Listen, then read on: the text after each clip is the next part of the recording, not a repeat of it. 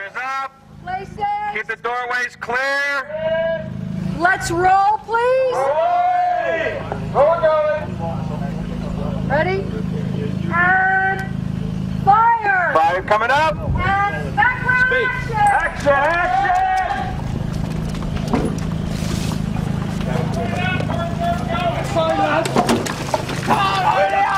Round the other side. Round the other side. Come on! That roof is on fire! Keep it going! Come on, man! Do it, water! Keep it going!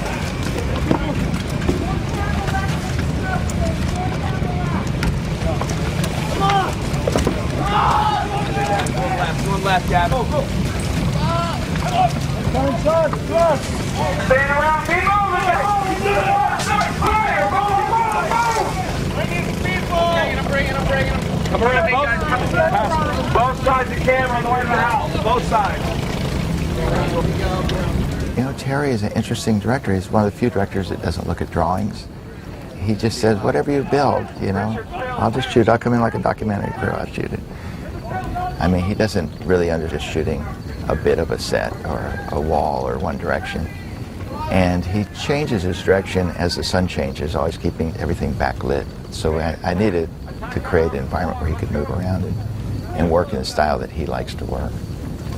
Okay, show me. Oh, yeah. Pipe out of the way.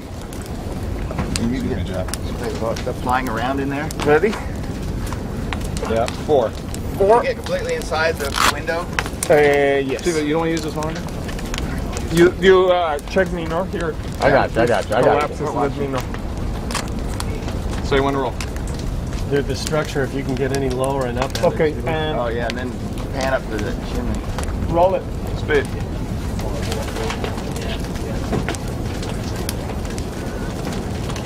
Tráilers. In their Visita writings, mi they said canal. they put up this fort, which encompassed almost an acre of land in 30 days. And to do that, they had to cut posts that were 12 to 15 feet high out of the ground.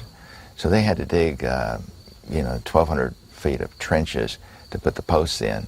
And then they had to strip the posts of all their leaves, branches, and then put them upright. And it just had to be a superhuman task.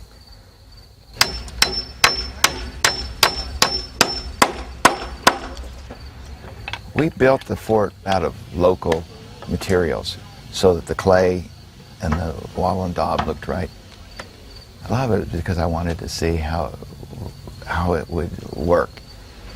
I think it was tough for people at the beginning. I mean, I think their instinct is to want to go to exactly the way they know how to build things. And Jack didn't let up. And I think that was tough in the beginning for people, but I think as it went up, they all saw what it was you were actually getting.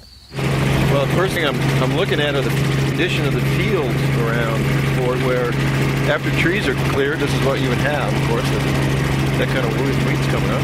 I never really thought about the entire environment. That's one opportunity we got here. And then to look at the shape of the fort and the cannon in place was two things that are missing in Jamestown are awesome. It's a good possibility. The initial discussions I had with Jack Fisk was to give him a description of as much of what we have found of the real James Fort and its architectural pattern and the type of materials that may have been used to build the walls and also the buildings, the things that he would need to create a set. Terry likes things real, and it was much more fun to build this real. And I think we've kept the archaeologists more interested because they've got to see buildings that they imagined, built three-dimensionally. What this captured is the essence of what it was like to be in James Fort. In my own mind's eye, this captures that feeling completely. That it was crowded. There was a lot of activity going on. Just as you're going on now, it's building, and even though it's modern construction, modern contractors, it would. This is really what it would be like. We probably have 100 people in here. That's about about how many people actually were in the fort and building everything. So it's a time capsule. It did take a big dive down there, didn't it? And With this the one. tip It'll be all right. I can pull it out. My information is the Indians mostly came from the Jamestown narrative, and it was Thomas Spillman, I believe, that spent several years living with the Indians, and he wrote about his life there. And then some of it is from records of excavations that they've had in the area. They've been able to find holes in the ground that show the outline of the houses. It's different from what we saw recorded by John White in North Carolina, and we used that to fashion our main villages. Unlike the white drawings, which are shown as flat-ended buildings, they actually are finding they were all round shaped, which we have done, because they actually stand up better than the flat-ended ones. Buck, this wall from here to here props up, and there's going to be covered areas out there to be like a courtyard for your like rotunda kind of. Yeah. And you know, it'll be light, but then we can close it, and it'll be dark, and housing will be back in this area, like where the scaffolding is. The idea is that there'll be a door probably somewhere around here. Oh, so you come through down here. Yeah. You know the English, they talk about all the windings. All the windings. Yeah. They have to run all the way around. Just trying to get an idea of how you're winding. Yeah. You come around there, and you come in, and he's way at the other end. We were extremely lucky in that we chose to build things as closely to the way that they think they were built. I mean, as best we can tell. Doing it this way and using all natural things that we had, we not only kept the costs down, but I also think that we got to the desired result much quicker than had we gone a traditional route. We had tried to build these things like scenery and then disguise them. Did that one not get tied up? No, they're all. So I need to bunch They're them all in. tighter. You need to stake over here. Wait a minute, let me just bunch them in tighter. I hate to do that, but it'll be fine. We spent some time researching and finding seeds for Indian corn, because corn now is hybrid, and Indian tobacco and you know, other melons and things that they would grow. And we were able to obtain some of those seeds and plant our fields. We planted about a 3-acre field for the main garden at where Wacomoco. We're weeding as much as possible, but trying to do it thinking that it would be like the Indians would do it. You would do the bare minimum to as much as you could to have your crop come up without, you know, these guys it was pre-iron tools at this point. So they're out here with, you know, I don't know what they use. Sticks, bone scrapers. So you're not going to get everything out of here. We invited the chiefs and assistant chiefs and representatives of all the native tribes in Virginia to come and see what we were doing and participate as much as they liked. In April of 2004, late April, mid-April to early May, I became aware that there would be a film production company in Virginia, and they would be filming a production-length movie called The New World.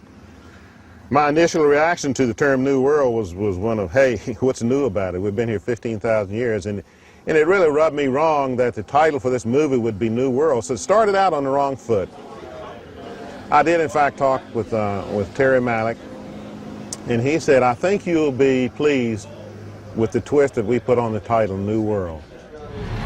As the story has developed from something out of history and something that's been told over and over again and told incorrectly in some people's eyes, the most important thing that came out of this is how important it is to bring the body language of Indian people into this, to speak a language of memory and of just remembering that we can tell the story our own way through our bodies. And so in these next 2 weeks, which is really not a long time, we've got to be able to get you guys all to become 17th century human beings. I want you to really take big steps out. So see how my knee is straight up above my heel? That's ideal. And then that transfer happens, right? Yeah? And your foot's aiming forward. All the weight is all on the hamstrings and your butt. So just make a sort of, just go around this net. Just that far. You're going to feel it, trust me. Who's fine coding this? We created a core group of warriors for the movie that we culled from all over the country. People who had a physicality and a spirit and a look that we felt would work together. And they became a tribe. These are people from different tribes all over the country in Canada and wherever, and they became a tribe of their own for this movie, and it was a very profound thing to watch. What Terry wants to see more than anything else is that as we see everybody in the canoes, walking through the woods, whatever else, what separates you guys from the English is that you people are in complete harmony with the earth and the universe and everything that exists.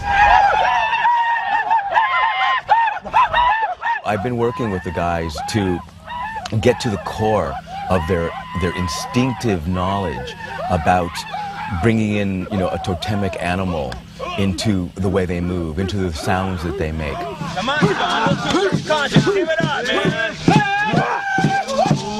You're not trying to pick up Miss America here, come on. Pick up the tempo, give it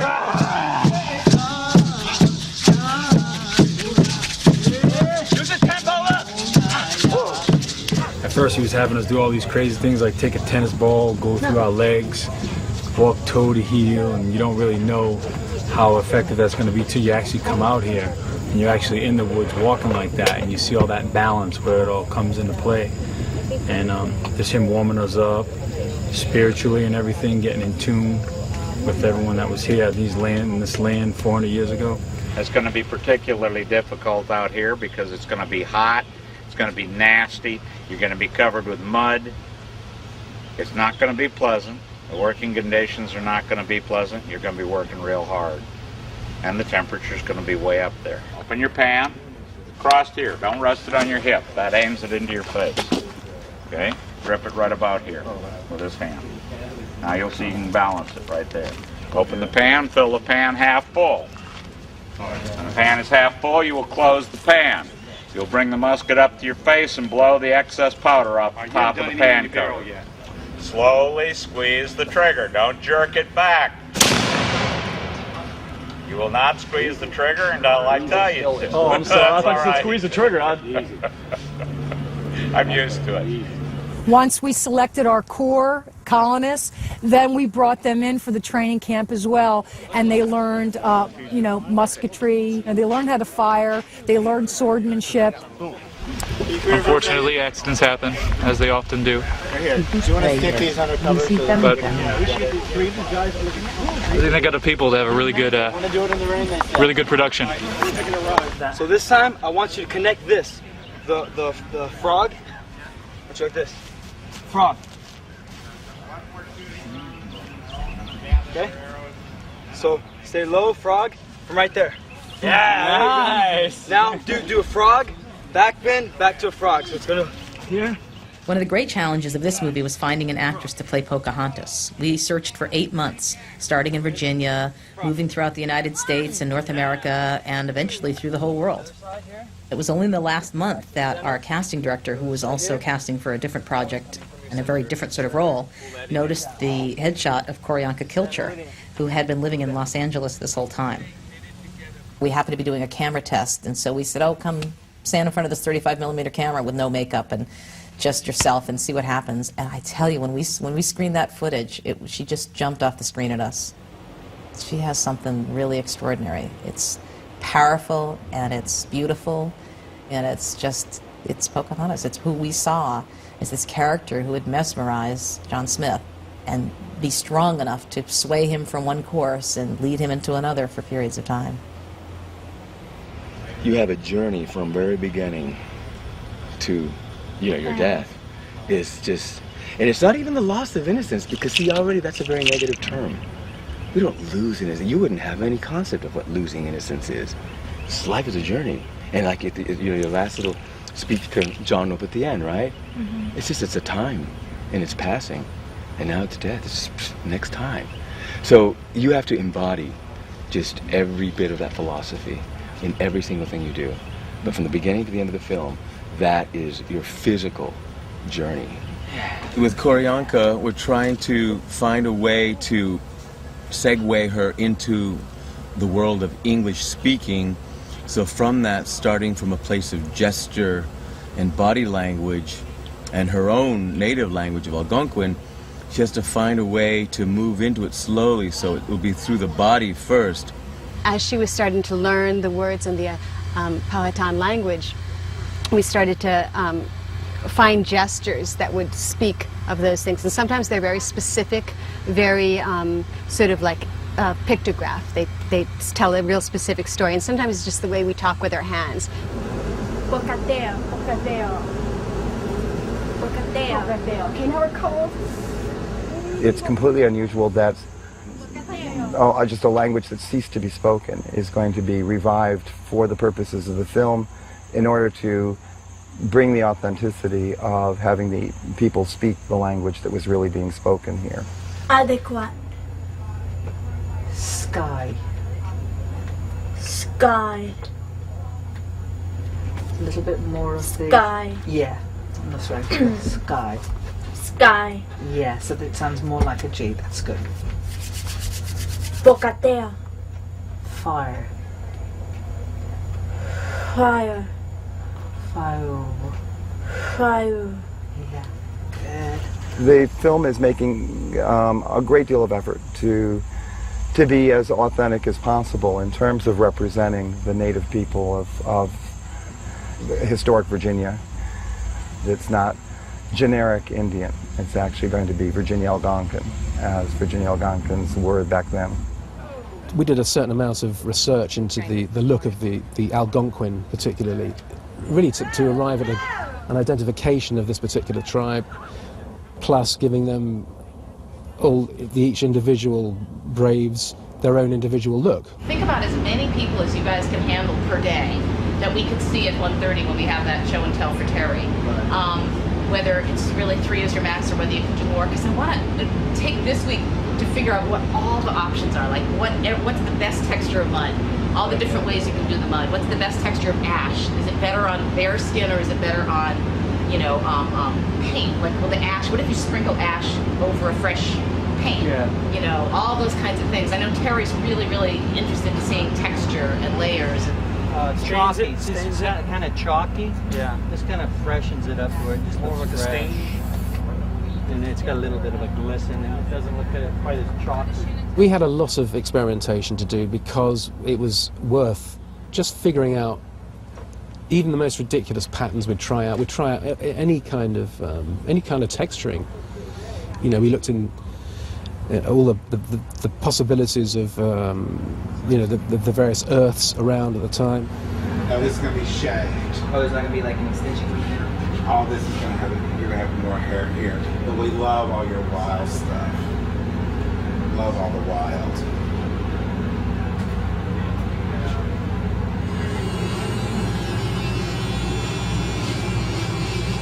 The Powhatan Indians of that day shaved one half of their head right down the middle and would take off one whole side. This had a very practical application, which had to do with their long hair not interfering with their bow and arrow, and it defined their tribal look. I don't think any of us had realized just what a personal sacrifice this was going to be. I had a hair issue, and I didn't want to cut my hair because, from my tribe and our beliefs, we only cut our hair when someone close to us dies, and I kind of had to do some soul searching about it, but I had to realize who I was representing here, and it does the Algonquin people and the Pamunkey's, it does them justice, for me to have cut my hair this way, and it's kind of like a tribute to them, 500 years later, 400 years later.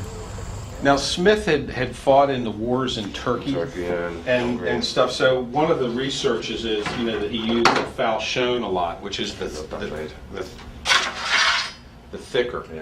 And Terry had talked about possibly, instead of you carrying this the whole time, of coming out at the battle, when the Indians are in the field, that you just, you're going to war, and this is the weapon you have. This is just a prototype. The finished one's not done yet. Is a portalone, which is going to be your own little notebook where you store your papers in here in the folded section over here, and then this will be sketches and so on. Yeah, this is a little pencil here that's actually just graphite, and that's how they did it. They would wrap them in string like that. We're just on the cusp of the Industrial Revolution here, so things were very much all furniture and that were individually made and Tus handmade tráilers. with Visita certain mi tools. canal. But I mean, we were not yet into industrial age. At first I had to really come up with a look for these Indians, which I did base loosely on the white drawings, which I think were so classical in their rendering that I felt, though these Indians were quite refined and had wonderful, techniques that they'd honed over the centuries, that they wouldn't be as rigid. They'd be much more organic and more natural. I was very honored in June to be invited to a meeting with the production staff and other chiefs in Virginia to meet with the production staff to simply review what the movie was going to be about and how it was going to be presented. And during our discussions, they expressed some concern to me that they were having difficulty finding wild turkey feathers and deer antlers for the purposes of costume construction. Fortunately for me, I have a lot of friends that are very good hunters, and at that time I had about 12 boxes of wild turkey feathers and 60 to 70 sets of antlers in my shed. Jackie so impressed me with the research and the honesty that she was attempting to portray our people that I offered to give them to her so that the costumes could be as authentic as possible to ensure that our people would be accurately represented. We used 30,000 Marginella shells on Powhatan's Cape and did it just the way they would have done it then. We tried to be respectful of not only their process, but their respect for animals and nature, and that all of their costumes were tributes to animals. So much was lost of that culture. You have to kind of fill in a lot of blanks. But then the blanks are not that big, actually, because you have the elements. What did they have? They had leather, they had feathers, they had stone, and they had wood, And so you work with those materials, and they demand their own realization.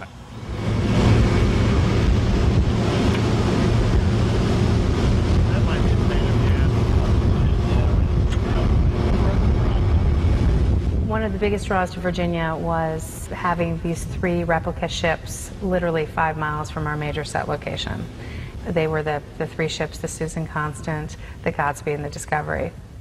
And they're part of a museum called the Jamestown Settlement, which is run by the Jamestown Yorktown Foundation. I have to ask you a big favor to check, be responsible in your own boat, to be sure that there's nothing like a water bottle because I have a crane and we might go up and down and start shooting. It's very hard to see in the monitor. The image is this small, so I cannot see water bottles and things like that, and then they appear on days. The scene today is the first arrival. We'll be taking some of the colonists from the Godspeed, rowing ashore, and I believe Newport is going to have the first words to announce our new arrival in the New World. So it should be a good day. Looking forward to it. As soon as I feel you want to go. Yeah, all right.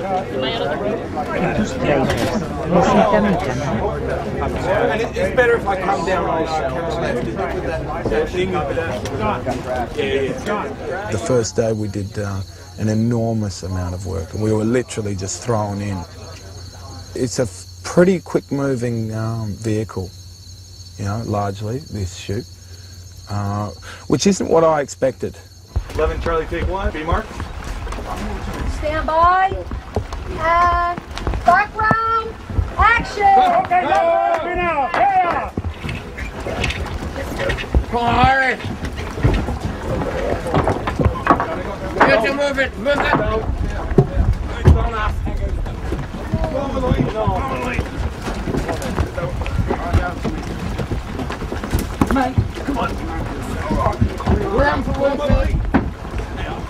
Shooting all the ships together and the support that we needed, the support boats needed to shoot the vessels, proved to be one of the biggest challenges on the movie.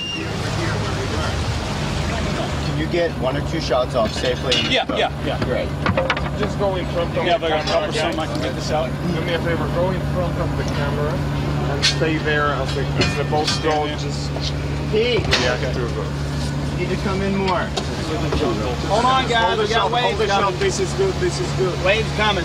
This is good. Hold the shot. I'm trying. Guys, disappear. Go backwards. Go backwards. Corey, clear the frame. Clear out of the shot. Closer to the camera. Closer to the camera. Come back this way, guys. Close to the camera. Stay here.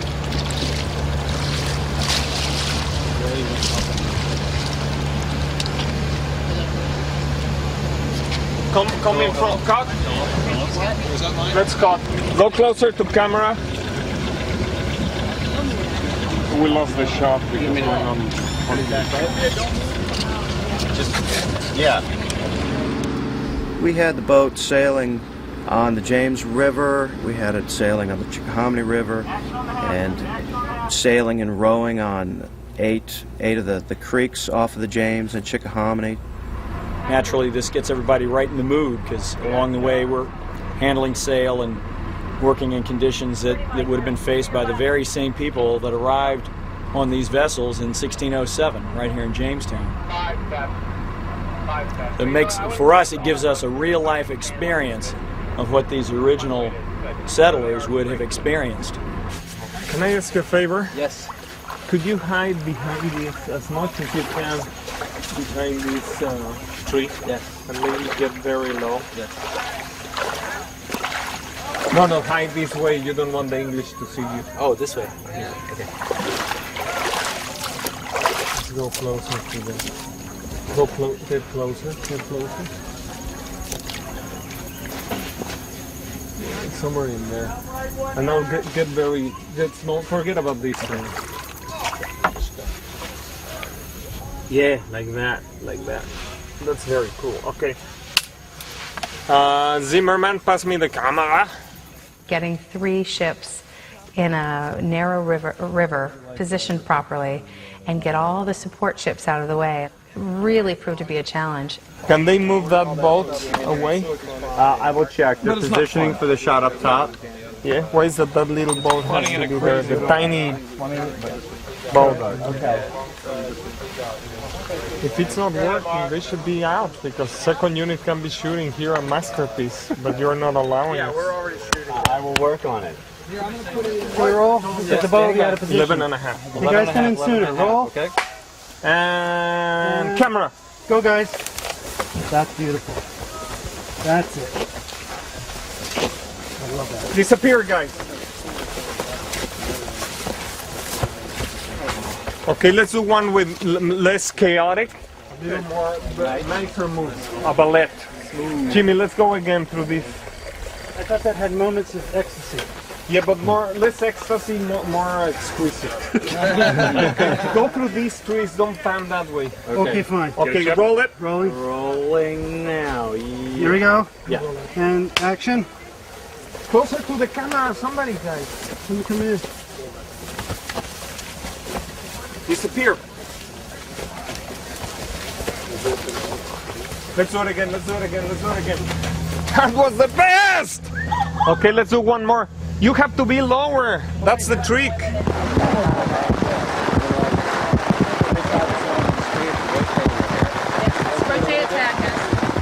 The conditions here in Virginia have been some of the toughest I've worked on. It was tough to keep the equipment dry, free from humidity, the lenses from fogging up, the cameras running. Guys on the guide speed, there you are. Thank you. You'll be moving around during the shot. Gentlemen, the yellow raincoat, disappear. Thank you. The rain would come and hit us in an instant. The environment, the conditions, the heat, humidity, and moisture were all a real challenge for us in the camera department. You are going to help us. Oh, Paul. We're going to go do that and then we go for a swim as well. We're going to go for a swim. Oh, in the water, man. I'd spread the tent out so you got the right size, get underneath it with the poles lifted up, and then start pulling out the sides while somebody holds the poles up. I think we got the most rainfall in our 6-month period in Virginia history. I mean, it was astonishing the amount of rain that we got. We had one guy on the crew got real sick, and they think it might have been a spider. Really? Can I tell you something? It's the, what's the name of the ones that... Black Widow? No. The ones that have the big brown belly. There's a brown recluse. They don't have brown recluse in Virginia. They don't? No, yeah, they do. They say they do, but they don't. We just saw one. Well, visiting from somewhere else. So, it came in the camera You turn back and then he swing, you ducking, remember, and then you hit his hand. You hit his hand and then remember you went away. All So right. now you do this. We're gonna do all that right here. Yes. Okay. Yeah. All right.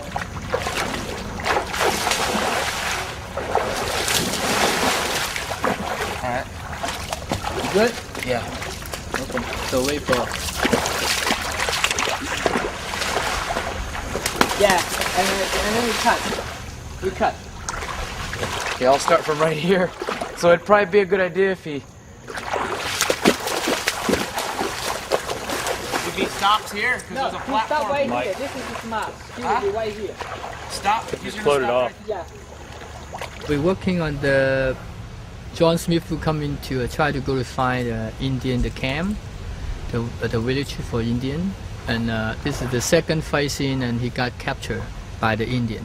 Basically, it's a real dark, eerie atmosphere that we get to come out of and portray. Warriors, attacking John Smith. I think just from watching, everybody's really learning fast and putting everything they can into it, 110%, and that's what it takes. As far as the warriors, the Algonquin, Powhatan warriors, that's how we want people to see, when they watch this film, that man, these guys, they went all out, they brought it, to this movie. They just came with everything that they had. Rolling.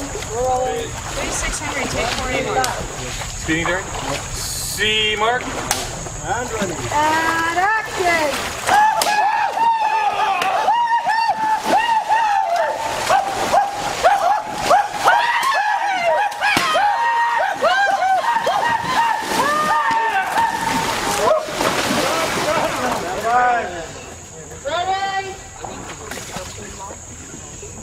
And roll, please. Rolling. Speed. Loud. Exactly. Take one A mark. C mark.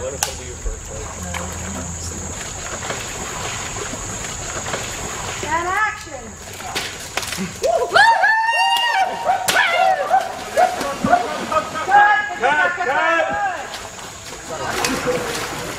At the time of the English arrival, most of our people were farmers and fishermen because we did live on the river and we did farm the land. John Smith, when he arrived in 1608, said we had 1,000 acres of corn growing on the land adjacent to the Potomac. I'm going to pull back to her face after I do the... 11, Harry. Okay. 11. Rolling. Rolling. Some speed. Speed. And anytime. Action. Bring it down. Down, down, down. There, and open it up. Towards camera. Feature it towards camera a little. A little bit more movement, Carolina, right where you are. That's it. Other hand as well. I think, what was I doing when I was 14, man? Guys, mates would stay over. Barry Maguire, I remember, would stay over. I was playing a lot of football. I mean, it was pretty much the staple of my diet. And here at 14, Corianka Kilcher has to come on and play, and is fortunate to, and is happy that she is. But she has to every day perform as Pocahontas. I'll be hitting the map after this. Go further out. She's doing incredible.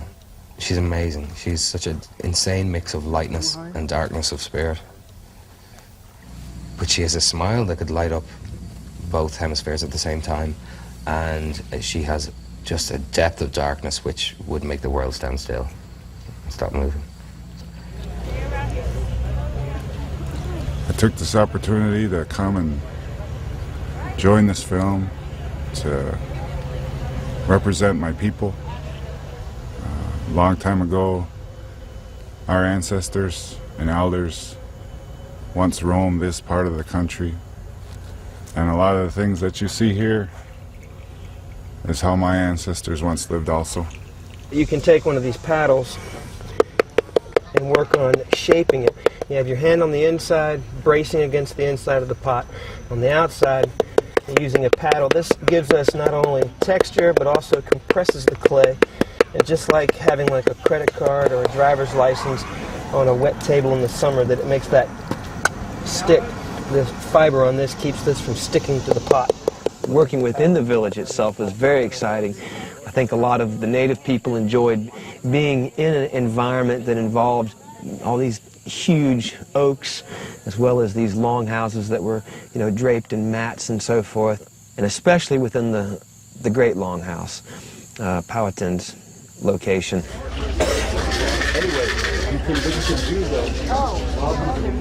Well, the interesting thing about this scene coming up is it is recorded from John Smith's memoirs, and it's very, very, very specific. Stones being brought in, head laid down, clubs being lowered as if to crush him, and, absolute fear, and the idea that he landed himself in hell. But it's a well-known, documented tradition of a medicine ceremony. Ron will do a whole water ceremony on him, an earth symbol on his head, and then blow fire and use air just to do a thing. And then at that point, the animal dances. You guys would have got in place, and the dances, the animal thing happens.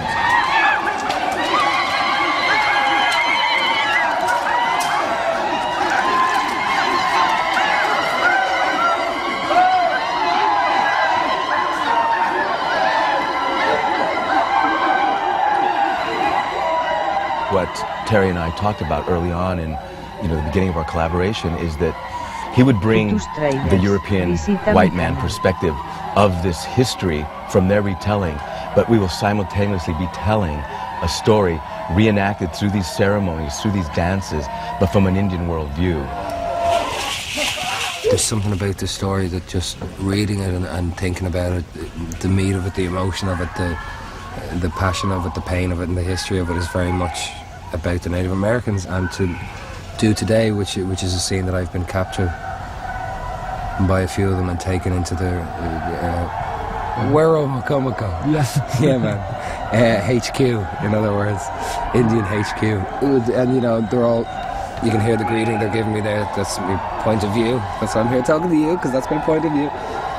And it was fairly mad. They all did this, they've been rehearsing for weeks. Raul and his boys, the core lads, have been rehearsing for weeks, doing these dances where they inhabit different characters, different animals, wolves, snakes.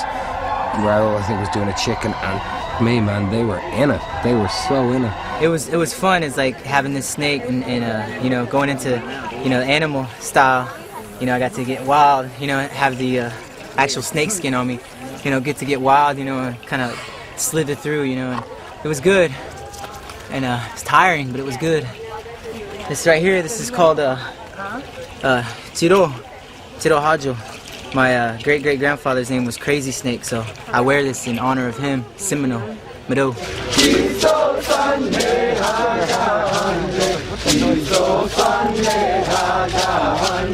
I have high hopes that this movie will be representative of a way of life that my forebears knew and enjoyed. I hope it will kind of telegraph to the world the kind of injustices that my people faced. I think it's time that the people who greeted the English settlers be afforded federal recognition. There you go, Russell, the taxes. I couldn't go. Cut. Throw it in the river. Reset. Good job, guys. Good. Reset. Yeah, I can see that now. That was all what we did. There's a certain simpatico with what we're trying to shoot and capture in the film, and the fact that everyone from the cast and crew, above, below the line, all over the place, is on the set for 12 hours a day, bar 30 minutes at lunch. And everyone's tired, everyone's fatigued. All these folks were sick and dying. They didn't really know why. They thought it was a disease. It was a mixture of water and, intestinal virus. So they were pretty dehydrated, feverish, and they died.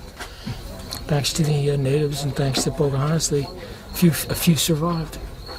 So we have a lad stuck in the well. Let them see it, man. Let them see it, man. Yeah. Medics. The water's going to be a bit rotten for the first few weeks. Take your leg off. He's a toughie. Good night, Shell. Get there. Oh my God. Come on, Steve-o.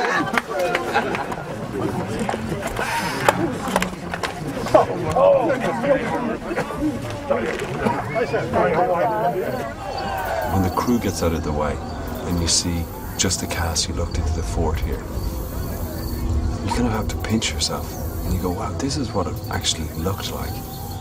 And these were the conditions these people came. What a ludicrous idea it was to come over here.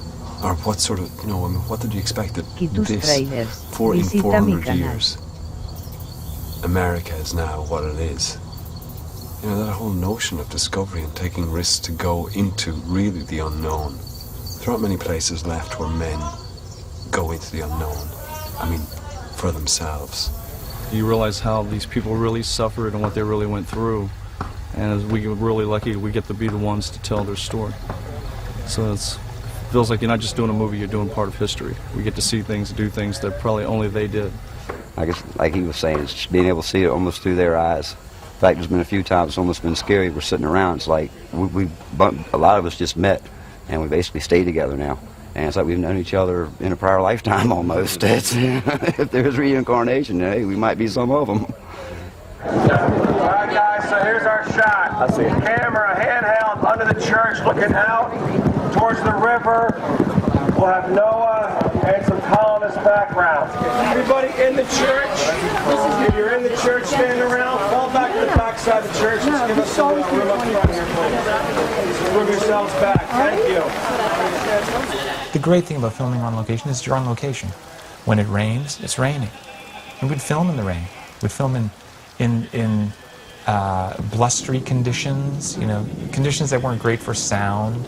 We'd film in half light, you know, overcast days, bright sun. And all that really just allows you to experience something. It adds an element.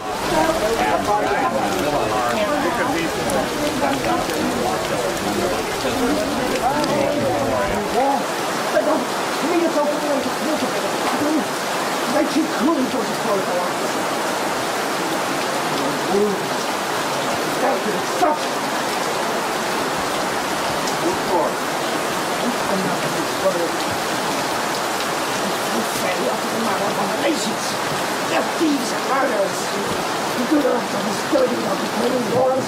They don't really on the field to finish battle. Cruelly don't think for their hands. They're wantonly darkened.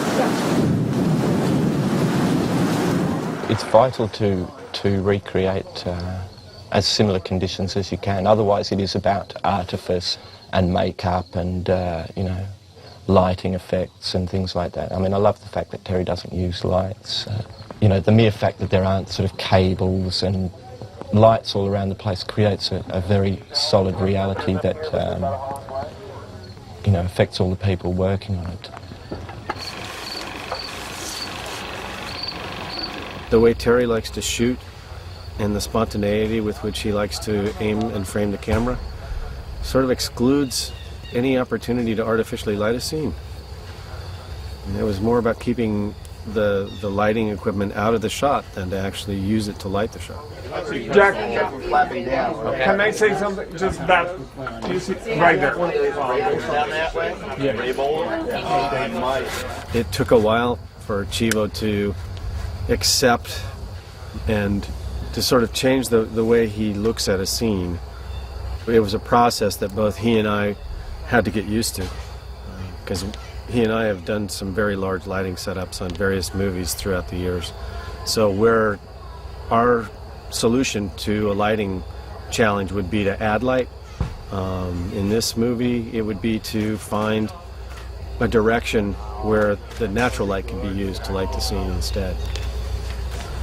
You just see movement peripherally and you go, I thought it was coming down on me. I think the That's church the first time it's is ever a happened. challenge. I don't ever remember seeing the ring move. It'll probably be your finest work. Ever. They'll say, how did he do that? Hey, Lisa, start the slippers up again, please.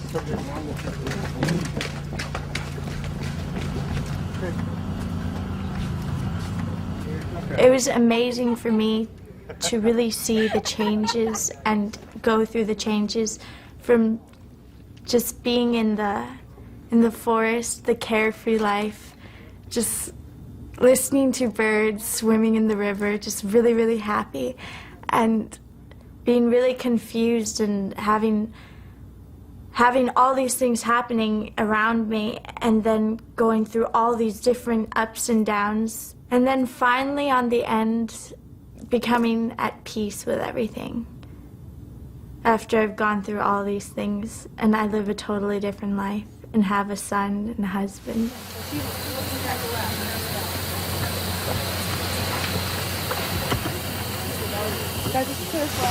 By the time Rolf came back, the fort only had 5 homes in it, and the rest of us planted tobacco. And they started taking land from the Indians, planted land from the Indians, and burning their crops and putting in tobacco and burning their houses. And it's because of tobacco that the Indians were really moved out of Virginia. There is a beautiful shot of the baby here. Is she okay? Or is she? Oh no, she's good. She's fine. The shot of the baby is like not TV. His vision seems to be a very romantic one of the early beginnings of America and the discovery of the land. To him, it's a dream, and I think that's a wonderful way of presenting it. It's one man's vision of it, and he sees it, I think he sees it as a dream. Now I appreciate On my very first day, I was actually, doing a scene, and then my understanding was that they were shooting the other actor doing a close-up, and I wasn't needed for it. And so I just went. I stayed on the set, but I was just sitting on the side, and I was smoking the pipe that John Rolfe smokes, and then I suddenly realized that the camera was pointed at me. I'm always terrified that when he's got that camera on his shoulders, he's going to follow me into the toilet. He's got, I mean, he never stops. It's like some sort of great bird of prey on his shoulders that's driving him on. It's saying, no, no, don't ever put me down. You've got to get everything. Walk on here.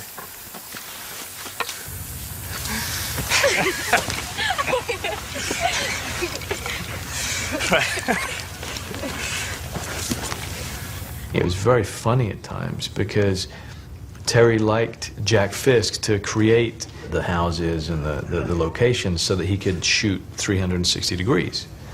So the crew had to be ready for that as well, because unlike most movies where they absolutely know the camera's locked between these two positions, that's it. With Terry, you never knew. It could be there, and then suddenly he's spinning around and looking there.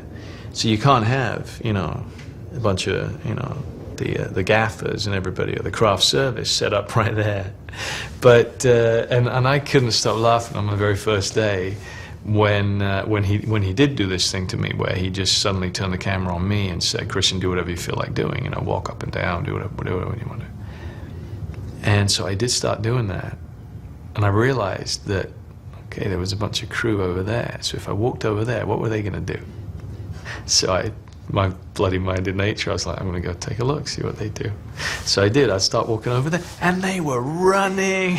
They were diving behind bushes to get out of the way, because they just knew this was part of the deal of working with Terry. They could spin around any second. I'm used to a director, Simon Windsor or Beresford, whatever, will come with a storyboard in the morning. This is what we're going to do today. This will be a dolly shot. Then if we have time, we'll get to another scene, blah, blah, blah. Well, I guess that this is Malick's genius, if you like, that he sees it as he works. And that's the feeling I'm getting from it anyway, that he's not sure how he's going to shoot a scene. He'll say to the camera, he said, well, let's try this, and then he'll get behind the camera, and then that's where his genius comes in, I guess, and it's magic time. Oh my goodness! Look at these smelly. Right here. Best shot in the movie. Go a little closer to the lamp, Korean pizza. Oops, sorry. Barry, I'm not joking. Can somebody This push could my be the chair best shot of the movie. Okay. Look at these. Whales. Oh my goodness! Oh yeah! We're gonna do some killing today! All right!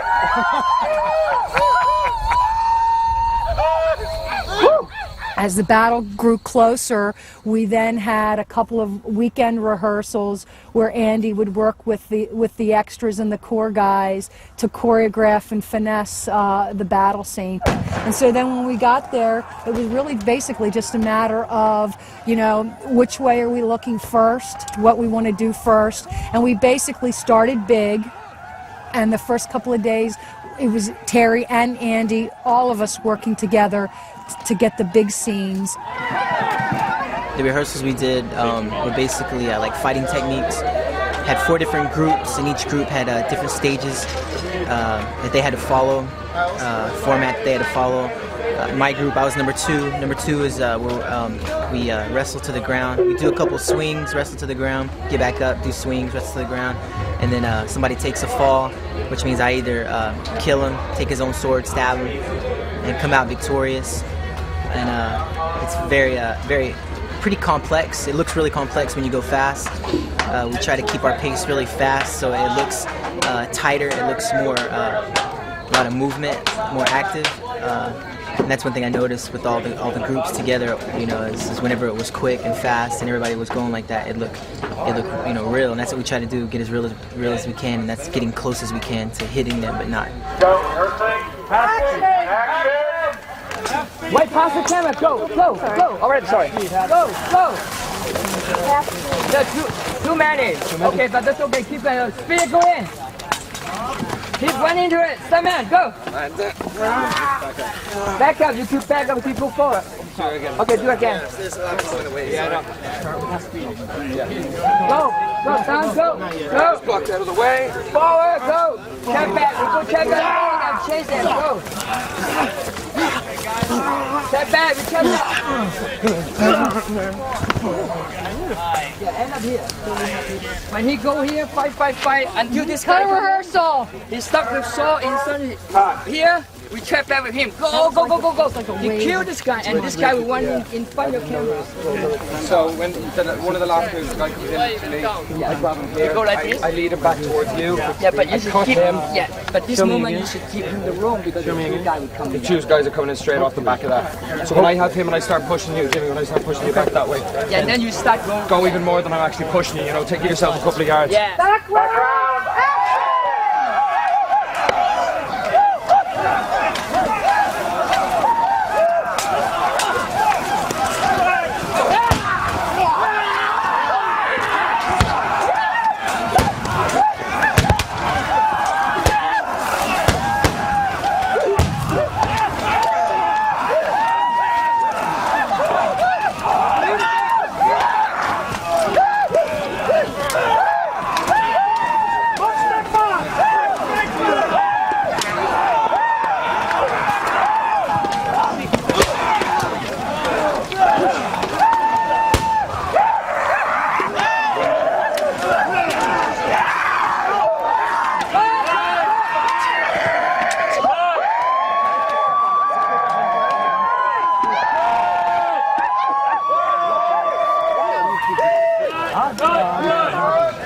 You just walk out of the fort and you feel like you're there. It's very intense, especially this scene we're shooting now, the battle scenes. Everybody's pretty keyed up, and safety is always an issue, but everybody seems to be looking out for each other, but it's intense. It's very intense. You know, there's guys up in the towers and they're, you know, packing their guns, packing their rifles and shooting them off and packing them again and putting the gunpowder and packing them and shooting them, and cannons are going off and the Indians are screaming and yelping and scalping, and the colonists are trying to fight back, and there's just blood and a few bits and pieces of guts, and it's messy. It's messy as it should be. Let's clear. When the smoke is good, we're going.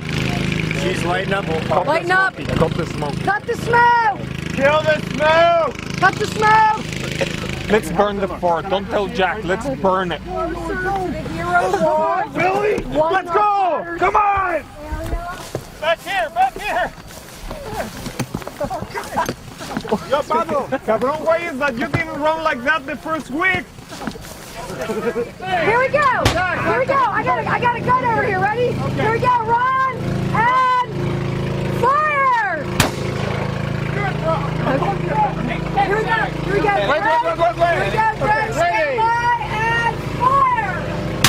Okay, good. Fire, you're excited. Look at what you did.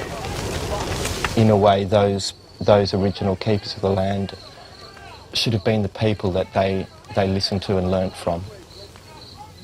It would have been interesting to see what would have happened if the Europeans had adapted to a kind of a combination of the two cultures rather than trying to dominate the other and impose religious beliefs and things like that. And because, you know, 200, 300, 400 years later, these problems still, there are still manifestations of these problems existing today.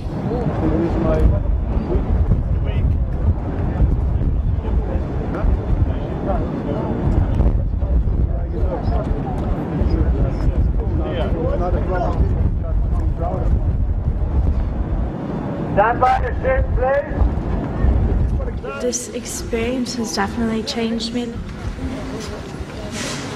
Pocahontas has qualities like courageousness and love and a love for life and every little thing. So that will always be part of me. Hurricanes do seem to follow us wherever we go. We hit 5 of them in Virginia, and we hit 1 of them here in England. It was the first one that they've had in 24 years. All the neighbors out here just watching the water is so dramatic.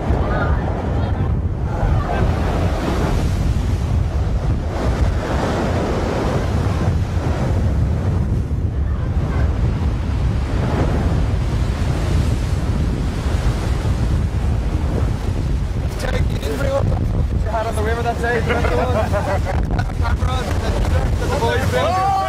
The boat is ready.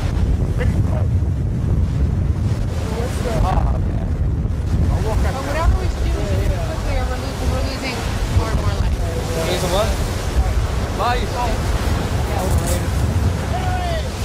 Even though we've gotten so much rain and hurricanes, in an odd way it's provided beautiful light, because what happens after a hurricane is beautiful skies. Okay, roll it. Breakfast from 9.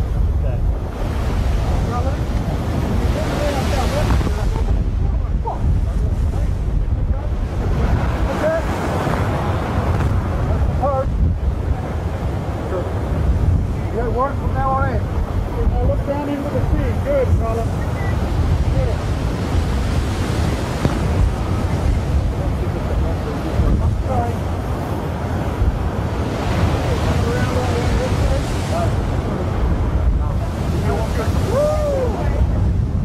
Okay. You still running? Oh my God, I don't know you.